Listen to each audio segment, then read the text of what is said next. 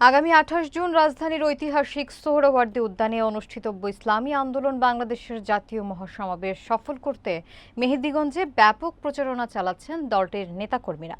বিস্তারিত দেখুন ইউসুফ আলী সৈকতের তথ্যচিত্রে। সংখ্যানুপাতিক পদ্ধতিতে সুষ্ঠু এবং নিরপেক্ষ নির্বাচনের দাবি, গণহত্যার বিচার এবং দেশ ও ইসলাম বিরোধী চক্রান্তের প্রতিবাদে মহাসমাবেশ আহ্বান করা হয়েছে। সমাবেশটি শনিবার দুপুর ২টায় শুরু হবে।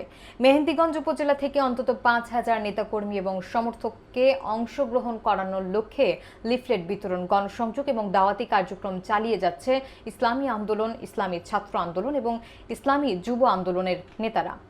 মঙ্গলবার রাতে পাতারহাট বন্দরে ব্যাপক প্রচারণা এবং লিফলেট বিতরণ করা হয়। এতে উপস্থিত ছিলেন ইসলামী আন্দোলন বাংলাদেশ মেহেন্দিগঞ্জ শাখার যুগ্ম সাধারণ সম্পাদক মাওলানা মোহাম্মদ সাইফুল ইসলাম, সাংগঠনিক সম্পাদক মুফতি মাওলানা ইমরান হোসাইন সহ অন্যান্য নেতৃবৃন্দ।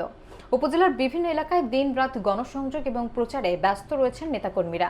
তারা মহাসমাবেশে সর্বোচ্চ উপস্থিতি নিশ্চিত করতে ব্যাপক প্রস্তুতি নিচ্ছেন। প্রয়োজনীয় সংস্কার, গণহত্যার বিচার, সংখ্যানুপাতিক পিআর পদ্ধতিতে সুষ্ঠু ও নিরপেক্ষ নির্বাচনের দাবিতে এবং দেশ ও ইসলাম বিরোধী সকল ষড়যন্ত্র ও চক্রান্তর প্রতিবাদে আগামী ২৮ জুন ঢাকার ঐতিহাসিক সোহরাওয়ার্দী উদ্যানে ইসলামী আন্দোলন বাংলাদেশের সংগ্রামী আমির এক জাতীয় মহাসমাবেশের ডাক দিয়েছেন।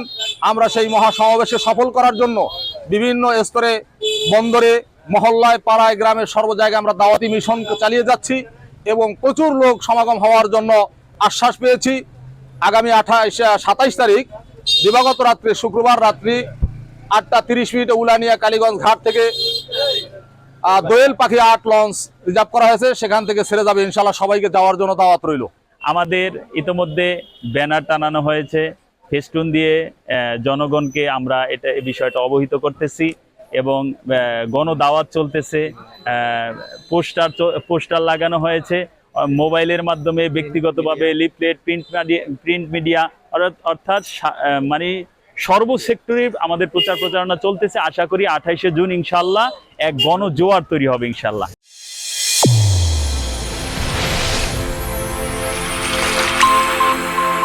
চ্যানেল A1 হৃদয়ের স্পন্দন।